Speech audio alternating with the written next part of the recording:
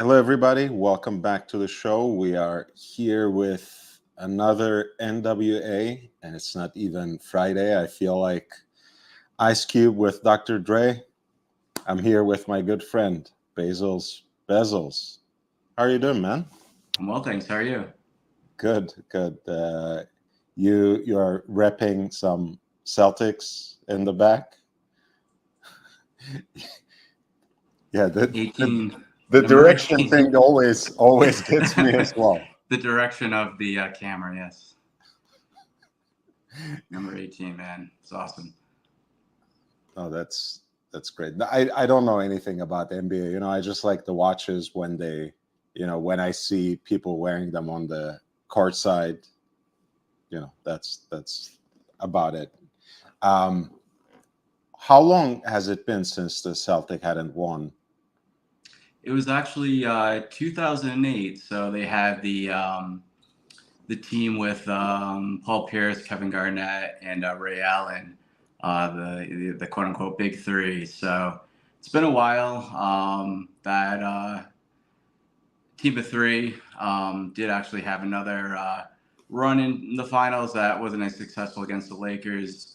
And it's been a little up and down ever since, though. The team's definitely trending up. And yeah, hopefully this will be kind of the start of a good thing with the Celtics. Start of a new dynasty. We'll see. We'll see. Yeah. Well, that's been a while. That's been a while. I just read, and I think that this game is going on right now. Not that I really follow it, but that the Canadian franchise hadn't won the NHL for like 31 years, and I think Panthers is leading now against the Oilers, so that might extend for yet another year at least. But I thought that was really interesting. Being a stranger to all of this, I would assume that the Canadians dominate always. But Sure. No, as pretty much the adventures of the game, you'd think that that would kind of be their thing, and definitely some stories of franchise, especially like Montreal comes to mind. As a historically successful team, though. Yeah, it's you have a lot of franchises in the States, and the Stanley's Cup has been bouncing around, but it hasn't been north of the border. that's I'm sure there are very simple economic explanations for it too. Taxing comes to mind. I know there are all sorts of ways that these American sports leagues regulate, and they're by and large they're much more balanced. That when you compare it to, let's say, European football, right, club football. Sure. Nevertheless, I don't think it's a surprise that franchises in tax-free states like Florida, Texas are by and large, Vegas, are quite successful. I don't think that's a coincidence. And Canada has high taxes, so like compared to US in general. Yeah, and that's definitely something to consider, when it comes to the bottom line, take home is take home. All right, so you have something to share with us, right?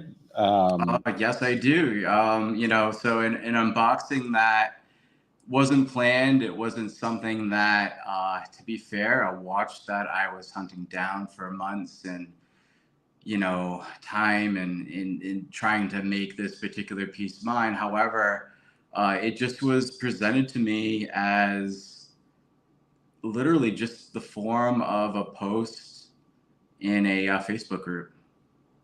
Nice. It's like Yeah. Facebook Marketplace. Facebook Marketplace actually, without the marketplace aspect, it was just simply I'm part of a group that works, or kind of recruits people in specifically New England area. So me being from Massachusetts, from Rhode Island to Maine. And yeah, so we have a group, and it's about 1,000 people strong. And there was one member that really, on a daily basis, will literally post something new. So Mhm. something from their collection, whether a lot of these pieces tend to be more modern, kind of more. He's into larger watches, so many of which are actually Invicta, believe it or not. So Invicta, there's a company called Deep Blue that he likes. A lot of pieces that a lot of enthusiasts wouldn't necessarily be too enthusiastic of. But he's a passionate collector, and he's somebody that, as I've talked with him, has been collecting for many, many years. And this piece was something that he posted kind of on a whim that broke a little bit of his typical repetition of, usually I hadn't seen too many pieces sub 42 millimeters from him. So this piece Yeah, actually is it far. grabbed your attention when it did. Yes, it did. Yeah. So something that falls into neo vintage. Evan H, $1.99. Thank you so much, Evan. Uh, were you at Kendrick's LA pop-up concert? I was not, but I did watch it live on Amazon Prime.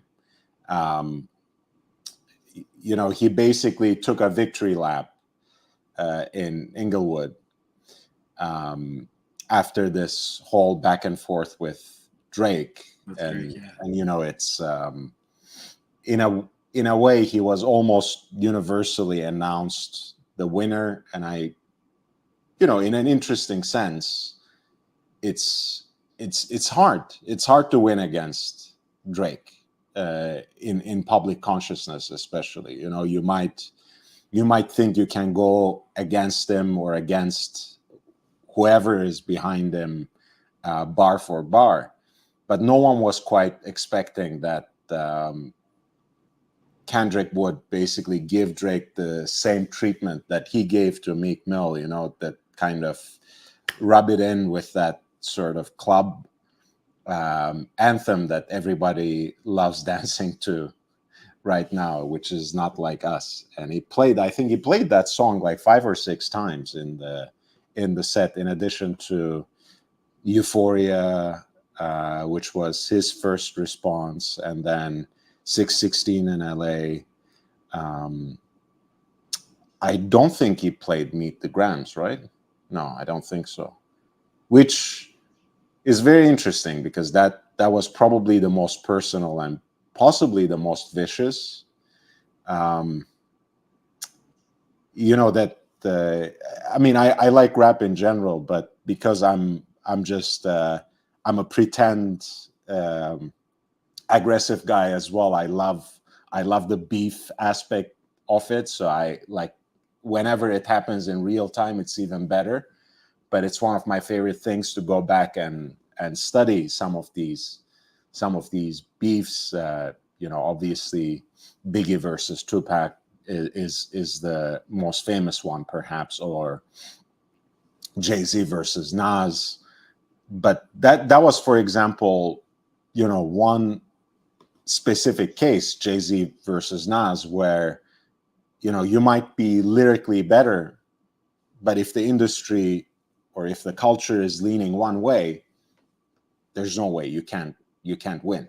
So Jay-Z may not have produced the better songs. I think Ether of Nas is probably one of the best disses of all time, but it doesn't matter, right? Because the culture preferred Jay-Z. So I was really intrigued that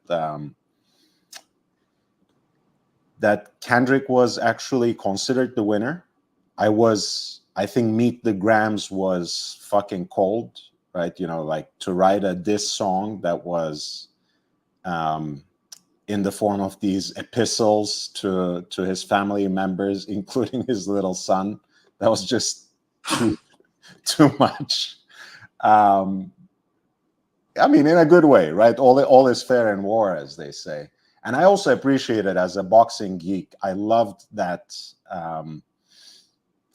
already in I think this was a verse from Euphoria when he was referring to that he wants to inherit the beef from Pusha T, whose name is Terrence Thornton. And he says, he's Terrence Thornton, I'm Terrence Crawford, yeah, I'm whooping feet.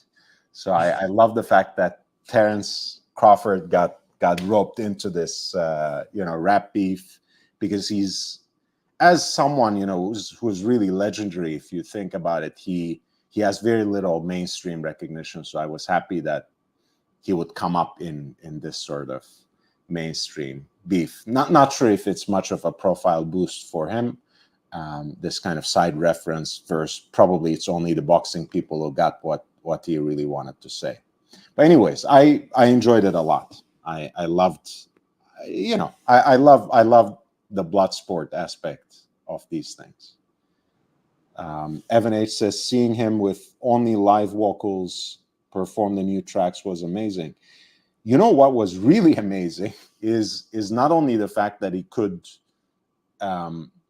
just spit that out, but in a lot of the parts of these new diss tracks, people were literally reciting it verse by verse. And I think that was really unique. It kind of showed, like, how many people really sided with him. And it's really something he said again in one of the disses. I don't remember this exact line, but he was basically saying that I'll attack you if the people want you to bleed. And I think that was the timing. Drake started getting on too many people's nerves, in the industry, within the general public. People wanted to see him fall. It's the classic American story. We prop people up so we can, one day bring them down as viciously as possible. And maybe it was time for Drake. All right, so back to watches. Thank you, Evan H, for that super chat. We always appreciate that. So this piece really caught your attention because it actually happened to be in someone's collection who usually wears big watches, plus 42 millimeters in diameter.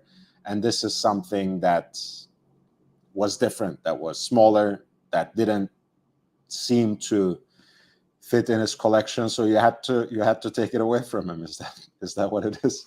Pretty much it kind of pieced out that way. So I saw it, and and it just kind of inquired a little bit about it, and was just like, hey, that's cool, like, and even just inquired as the possibility of it being something that he would, maybe even consider selling. And he's never really, when he posts, he just really, he's, an enthusiast. Like, he just loves to kind of share and show what he has. And he really has a lot, to the point where you almost wonder, it's like, how could one person, I remember at one point where it was just, with this consistency of a daily, maybe even maybe multiple watches a day, if not even like, here's a grouping of watches, not seeing many, if any, pieces twice. You wonder, it's like, why you have so many pieces? Like, are you a dealer, or what's kind of he's just somebody that just has been really in the hobby for a long time, and has just kind of accumulated quite the collection. And I inquired about this piece because, it was, it's something that, just from being in the hobby and kind of knowing different things and different watches, that this piece was a bit of a desirable collectible piece, and something that I even, when we kind of talked about price, had an idea of what they actually go for, and they actually go for quite a bit of money. So I said, if you consider selling it, and if so, if there's a price you have in mind. And we talked a little bit, just within the thread, and then talked a little bit more, in just like Facebook Messenger, and it was just like, this is the price I have in mind. And I was very happy to oblige to the price he had in mind, because it was actually quite less than, I even feel like a dealer, even, as harsh as they can be with, buying pieces from the public, probably wouldn't even go that low. So I was like, hey, yeah, I'm down. So, and when we were talking, the thing that kind of gave me a little bit of that nervous feeling in my gut was, okay, well, hey, you're local, I'm local. Let's make this happen. We can meet at maybe just, where are you? You're in Connecticut. Let's meet at a local watch shop. We'll have it looked over. I'll have the money, and we'll call it a deal. He did want a deposit up front, so I was kind of, okay. You want a deposit up front, though I am saying that I'll happy to meet you. I could see if if this is something that's going to be mailed. Yes, I'll pay for it up front, no problem. But it's, for me, the dollar he's talking about, to give him that up front wasn't too big of a thing where he should have felt as though that, there it is, teaser, that he should have felt that, oh no, like, I'm not gonna take 10 grand from you up front, man. Like, just don't want to carry that kind of cash on me. We're talking, fractions of that. So, and that kind of gave me a little bit of a fear, like, so, okay, so you want, half up front, you want to meet up and get the other half later. I don't know. So what we ended up doing and coming in agreement on was creating an eBay listing. So we'll create, he's going to create an eBay listing, even with tax, and for me to actually have an eBay authentication to kind of rope in a third party to examine it and kind of know that the watch is going to be sent as such, a watch with whatever, pieces and booklets and cards that came with it, sent through that third party authentication. And then getting it out to me, that's cool. I'll pay the tax, no big deal. So we agreed to that. So he did post it on eBay. And because it was priced so well, somebody actually, before I even had a chance, now granted, he was letting me know he was posting it on eBay. I just had to search for the listing and buy it. Somebody must have had this actual watch like on their like search criteria. Yeah. Whether it be like a dealer, or maybe just an enthusiast that was looking for this watch, because it's pretty, it's a desirable watch. They sniped it. Like before I even get a chance to find the auction, and it was like, whoa, like holy shit, like this thing's gone, like. And he actually posted. I think he's someone that isn't a big eBay person. I believe he had a couple of things in the past, so he had like 2 listings. So I guess somebody won one listing, I won another listing, and there was a bit of a back and forth. And I was like, and I think he was at one point kind of siding with the person that won at first, because I guess, like, in theory, like, that was, I was like, hey, we had an agreement, man. Like, come on. Like, we talked about this, I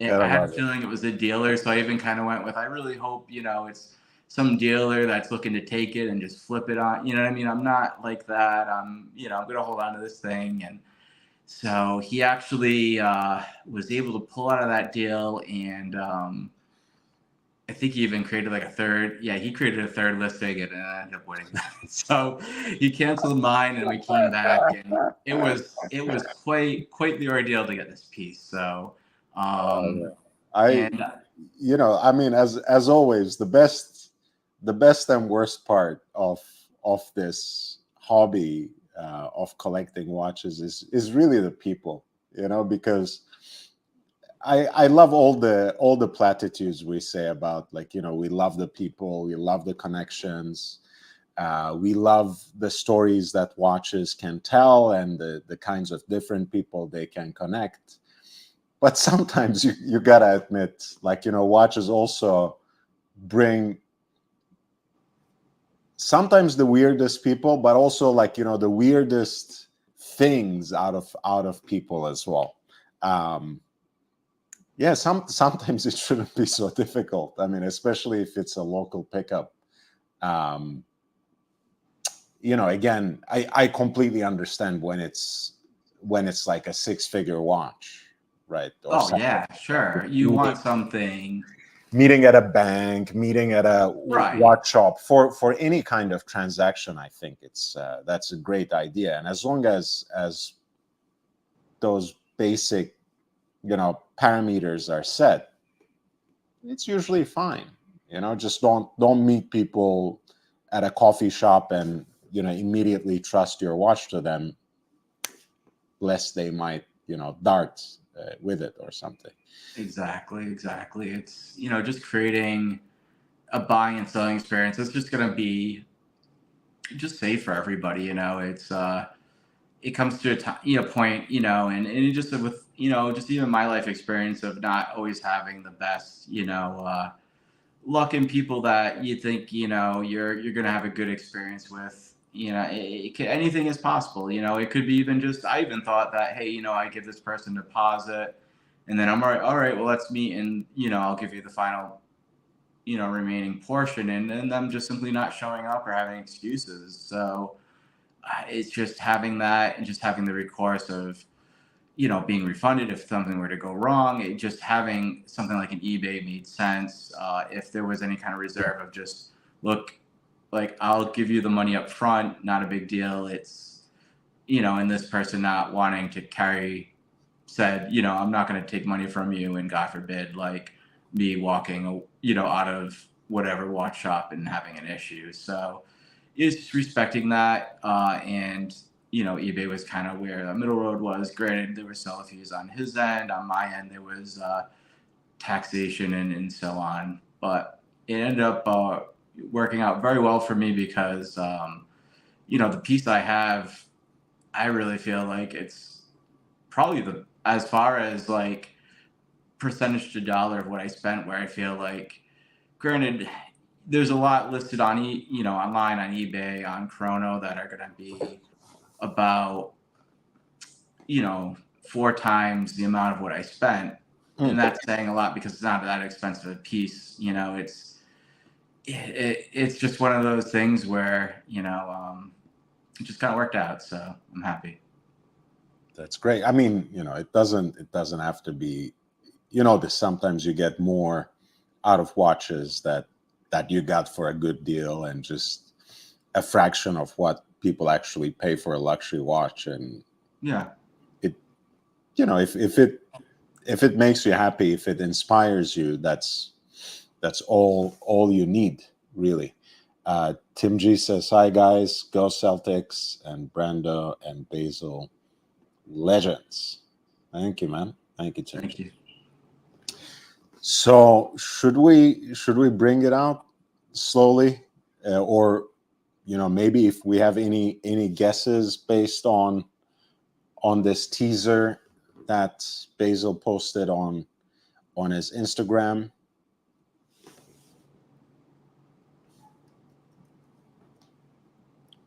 Yeah, if anybody has any guesses, there's some little bits concealed, of course, but there's some bits that if you're a little savvy and you know the brands, you might have a guess. You might have a guess. There's a little hint with the race car too, as far as what the watch could possibly be. So Yeah, I was making a couple of guesses in the background, and I got it wrong, but I was supposedly getting warmer. I don't you were know. getting warmer. You actually quite close. So we have you had it pretty close. I think you would have probably it was probably within a guess or two from getting the exact. So, but yeah, I was thinking, if we're gonna hash it out on a live stream, anyways, we should kind of leave it to that. So if you have any ideas about the brand, about the kind of watch, just hit some guesses in the chat. Feel free. Tim G says it's a Chopin chrono, maybe like Mille Miglia, that kind of thing. The motorsports connection, I guess that's what inspired it. Yes, no, close, Not quite. Not quite. not quite. Okay. My first guess was, since I saw the red car, but of course, it was, I think, Enzo Ferrari who said, right, if you make a kid draw a car, it will be a red, so it doesn't even have to be that. It's just the emoji. But I was guessing maybe it's one of the Michael Schumacher editions that Omega did with the Speedmaster Automatic. That was my first guess. I mean, we said as much already. That was wrong. My second guess, I'm not going to mention because Basil said that was close. So maybe we'll take a little bit of time with that. But if anyone else in the chat other than Tim G has some guesses, we can take that. JB is here. Evan is here. The Whiskey Reaper is here. He says, I see you. I see you too. I see you first. I see you first. Apparently that was that 30? Danny's, yeah. Danny's. He always comes up with the funniest shit. He sure does. Oh man. It's a great sense of humor, great impressions.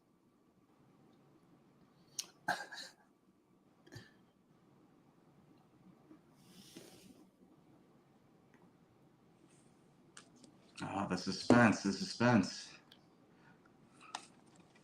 Yeah, it was also, not only the red car, but also kind of this box, like, travel box /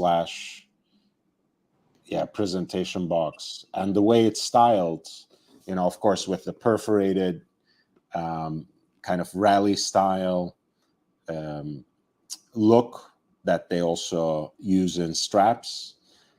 That's also why I kind of leaned that way to say Shumi, but probably not. I think I have now some kind of a guess when it comes down to it, but I'll wait a couple of seconds, or a little longer rather, to see if I wanna guess or not. Yeah, that card does actually cover some big hints as to there's some cool graphics of the actual watch that are on the box that the car covers. It was funny when I was almost about to post it, and I was like, oh wait a minute, like I'll be kind of giving a lot away if I don't somehow conceal that box. So I figured that the car would be a perfect little kind of a shield / teaser as to the watch. Yeah, JB is on the same wavelength as me always. This was my second guess. Yeah. Tag, and I specifically kind of rode on the hype, so to speak, because of course Tag had those plastic Formula One watches, which was basically before the Swatch collaborations hype was a thing, with first the Speedmasters, the Moon Swatches, and then the Thrifty Fathoms. Tag had those plastic Formula One watches, but that was deemed close, but no cigar by Basil's as well. Yeah, funny enough, I actually did own an F1 at one point. Really? The F1s actually did come in a kind of a circular box, which I did actually have for mine, though it was more of a plastic. It was a transparent that said Tag Heuer, just in the classic green and red, kind of embossed at the top of the box. So Tag's quite close. As far as Formula One Tag is actually quite close. With they're the Kith. Yeah, these were originally, I think, it's a 90s thing, right? The original watches. Yes. And they were, of course, recently brought out with through a collaboration with Kith. Which I feel is it's a smart way for Tag to kind of test the water, because I think the follow up would be to produce the traditional just regular Tag Heuer, and in doing so in more of a a swatch type release, just having it more readily available, and also not charging quite the premium for those products. And just seeing kind of the amount of hype that Kith was able to ignite, with that collaboration, it only makes sense to, for a Tag to make, their product just, without that premium, and doing so at a, more friendly and rarely available kind of a launch. I mean, my basic stance on plastic watches. I'm not really for it. That being said, if I can take a step back, and if I can kind of push aside my personal feelings of the matter, I think it was probably one of the most intelligent ways to enter that market for another brand, because Swatch obviously was, at least on this recent wave, ahead of the game. Of course, when it comes to affordable, fun, quartz operated, for the most part, watches to wear, Swatch always automatically comes to mind. This particular Formula One series, you only remember if you are either a Formula One geek or Tag fan, or a little bit of both. And sorry, I hate this thing, but it happens once every so often. And we're Mediterranean people, so we talk with hands, and it happens. The thing is, they realized, I think, or they studied enough, that a lot of people who got these watches, Moon swatches, the recent Blancpain collaboration, were also hype beasts. It was mostly young kids who are after the latest drop, who just want to participate in that hype in more than one way, beyond even whatever the object is, whatever the drop actually contains. So collaborating with Kith, popular streetwear brand, with some sort of organic connection, which I'm not going to scrutinize too much, like because sometimes the stars align too well. The story lines up almost too perfectly, because Hodinkee had talking watches with Ronnie Feig, the founder of Kith, and then he showed off a few of these Formula One Tag watches, and then suddenly it came out as a collaboration. And obviously, Hodinkee is part owned by, or at least they have a majority stake owned by, LVMH Luxury Ventures. Tag Heuer is an LVMH brand. It's a Louis Vuitton affiliated brand. So it was a little too perfect of a launch in a way. But honestly, considering my own aesthetic, I would rather have them push something like this, or even a Moon Swatch, than a G-Shock. Honestly, I'm not. I know you guys love your G-Shocks, but I'd rather see more of more of the Speedmaster and 50 Fathoms clones, and these sorts of Formula One watches than everything else. But again, that wasn't it. We didn't get it right with the Tag / Formula One guess. So from the brands that were mentioned, Omega, Chopard, Tag, did we get it right at all? At least the brand. Bird wise, yes, you did get it right. It was. And when I said Schumacher, was I at least right? This would be another hint. So I'm, feel free to give it or not. Is it a watch that's connected to another legend, perhaps another legendary driver? As far as I'll actually pivot that question a little bit into racing. Definitely racing inspired. Definitely racing inspired, and it is, and it is a Tag, I think. I will confirm that it's a Tag. Okay. Is it related to Senna at all? I'm sorry? Ayrton Senna, the late Senna Formula One driver. No. Not to my knowledge. Not to my knowledge. Okay.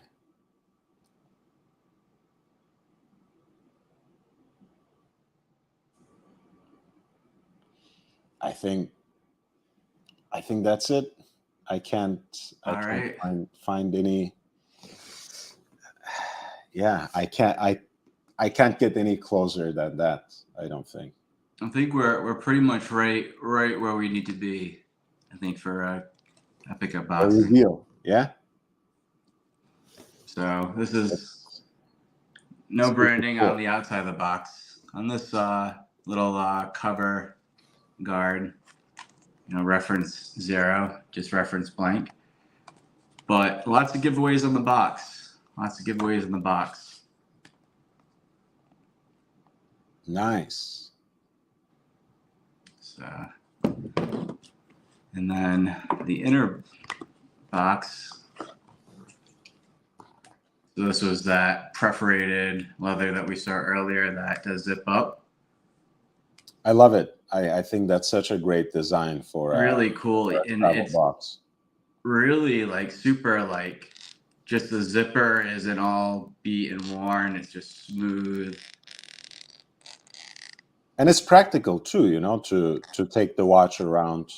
It's a nice, just sturdy, compact little roll, for just a one piece carry. So, but I think I'll give a little more away. Yep. So Heuer. So this is actually a reissue. So It's a take from a bit of Heuer's, past. I'm guessing by now it's a chronograph, since it is actually. So just to even hop into some of the other little bits. So I do have boxing papers here. So a booklet, another instruction manual, and warranty little booklet here. And then within the it's a hang tag too. Within the little guarantee, there is actually the original card that's in there. So that's in there. And it actually is named with the person that I bought it from. So he was the original owner back in 1997. So the end of 1997 it was purchased. And then of course hang tag. So literally like a full kit. It's a tag tag. It's tag, hang tag. Tag squared. Nice. By the way, JB, who is a member of the channel as well, $9.99. It says Great One Bezos Bezels. Thank you. So without further ado, in the little... It's a Carrera, right? Yes? Boom. Yes.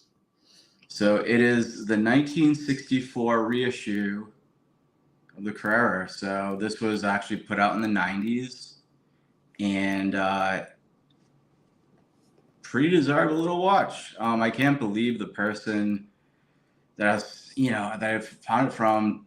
I think it was just something that he wore a couple times, maybe like once or twice, and just he has a lot of pieces to wear. And I think as his taste kind of changed, he just kind of preferred bigger watches. Hmm. This is it keeps true to the classic. It's a 36 millimeter, so it's a little smaller, comparatively speaking to what his interests are, and he sold to me for quite a great price. So little reissue. So you kind of maybe able to see it here. I'm using my actual phone. I have it on a mount tonight, so hopefully the picture is a little bit better. So it's got the reissue stamping there, the Heuer seal. And it was kind of Heuer's attempt, as they were putting out things like the Formula, to just kind of keep true to their heritage and reissue something that kind of made them great as Heuer pre-tag. So the funny kind of a little bit about the watch was, I guess there was some uncertainty on the Carrera name, being that it's tying to Porsche and copyright, that they actually normally probably would have, from what I've actually read online, stamped Carrera with it, like they did the original, but there was just some fears of like backlash with Porsche that they would get, possibly any kind of legal ramifications with that. But Amazing. that's on the right. So yeah, it's I ended up selling some pieces. I had a Omega DeVille that was around like a 40 millimeter, that was just a leather Omega, and then I also had my Chrono Tokyo that I sold, which is also about a 38 millimeter dress piece on Which leather. which you So had this fit in unboxed perfect. unboxed on this channel, by the way. I did. Yes, that piece was unboxed last year. Yeah. So ended up doing really well. It ended up buying it very well, and it holding its value is allowed me to get out of the piece, and not take really a loss, on it, which was always a nice thing. So, especially considering the market did correct a bit since I bought it. So no complaints there. I think that sometimes, especially if you want one of those pieces and you don't act quickly enough when they drop, or they're limited editions that are really produced in very small numbers, and you somehow end up missing it. You might have some bitterness at the moment, but I think time proves that if it is made on good faith, if it is not all pre-sold and just a whole scheme to generate the hype, I think that's a good business model, honestly, for some of the smaller brands.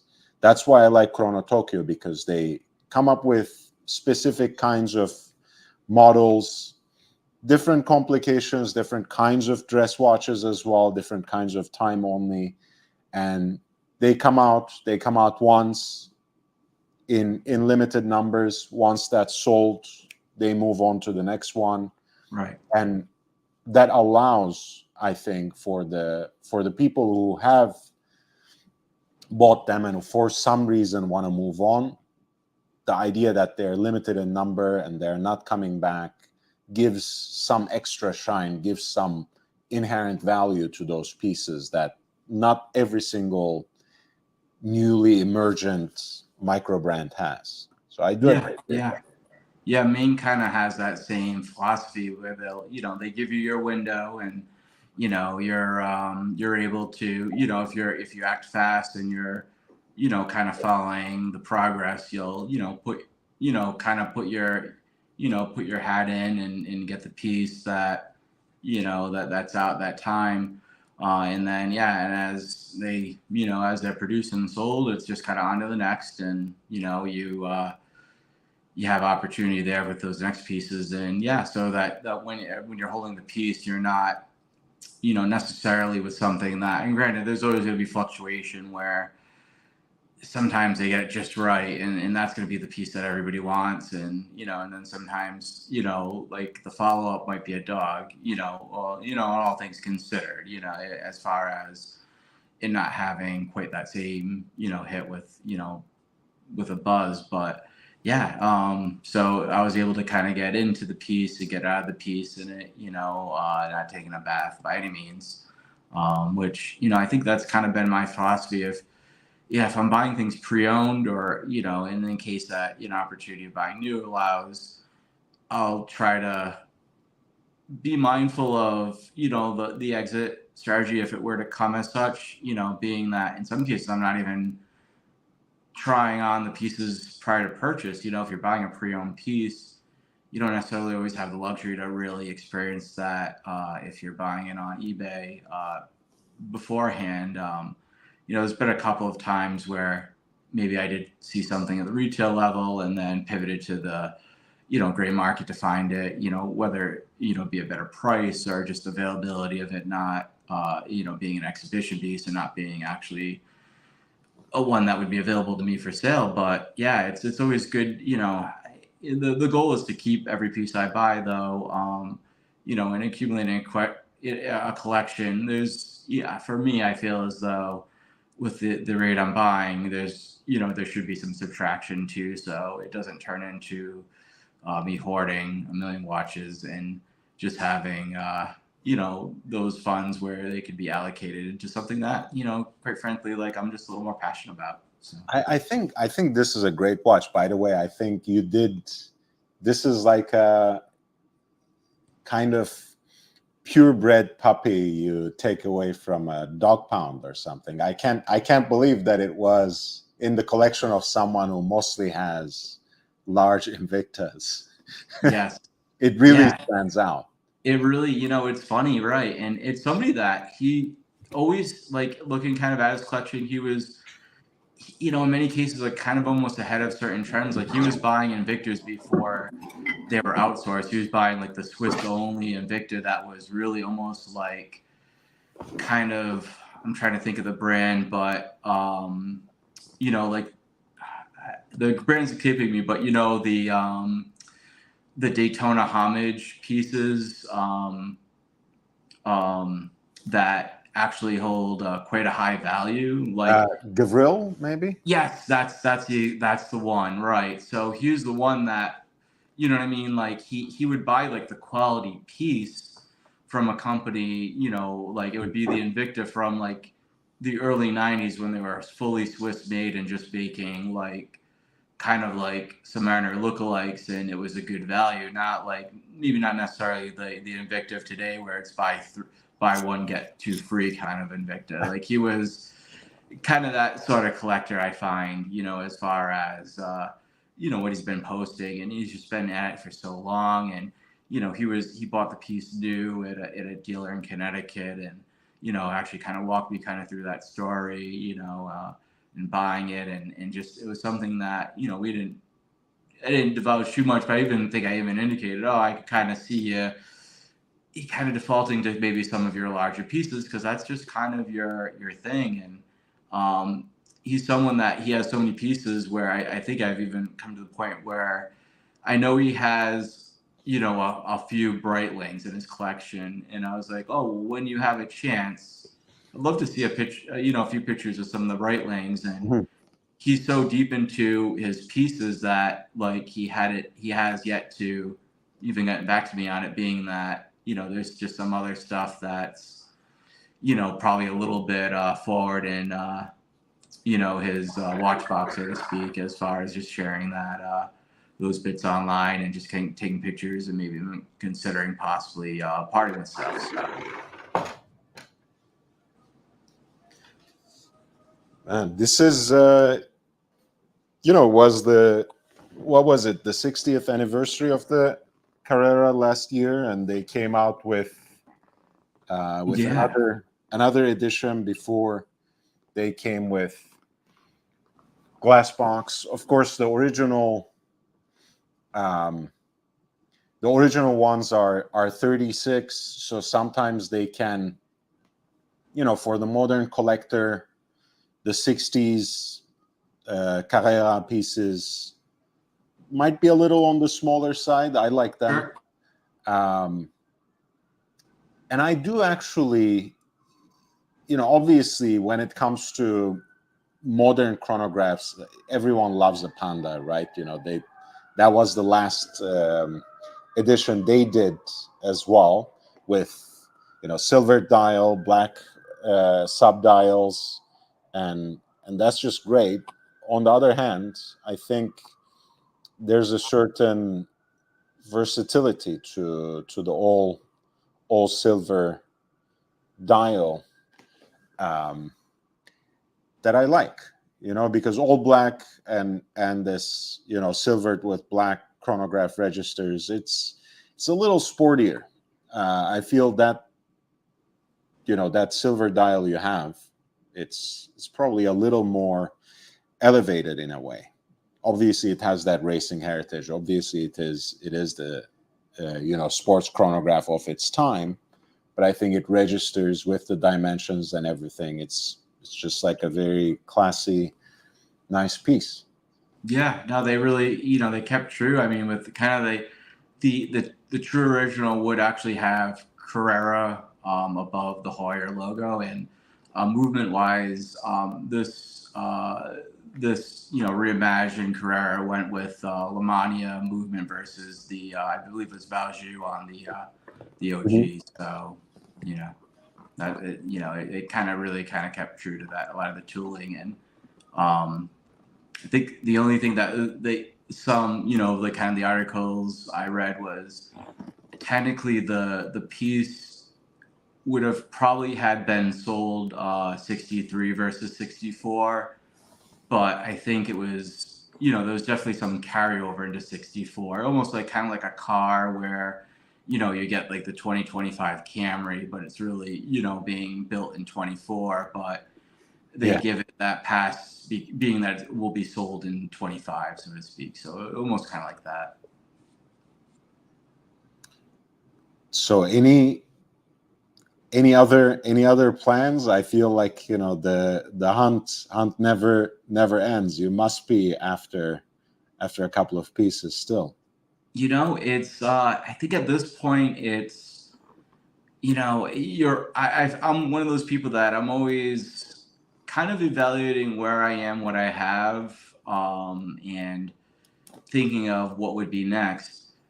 I think there might be some pieces that might not be getting the risk time that rightfully should be subtracted from my collection. It's just as kind of dead stock, as far as, yeah, I'm not wearing it a lot, and right now the market's not great, but if there's going to be a buyer, and it's going to be a fair price, and if I bought right, I feel like a lot of those pieces I could kind of get out of, around where I could buy. I think they'll probably be some of my next movement, though.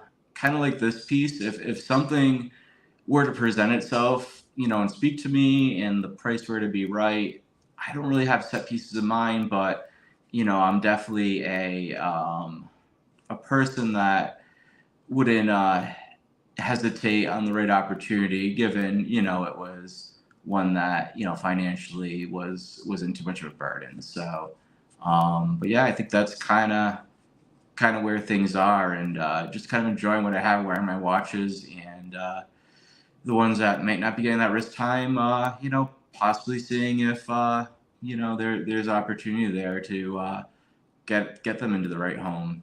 So I think that's where I'm at. It was great to hear from you, Basil. It was Thank great to you. have you. Likewise. Can you share it one more time with the audience? Sure. This is the 1964 edition, right? 1964 reissue. Yeah. On the original strap, original buckle. It is very, very clean, and of quite a happy new owner.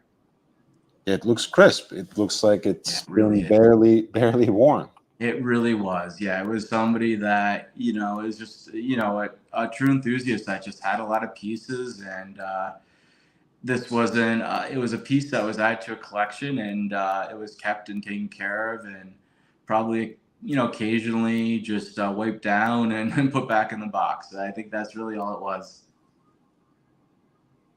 Amazing. Wear it in great health, I man. will. And thank you for sharing here. Thanks for having me. Basil, you're always welcome. Another great NWA. Just unboxing memories with Basil already. So That's it was right. great to have him on board again. Great friend, great collection, and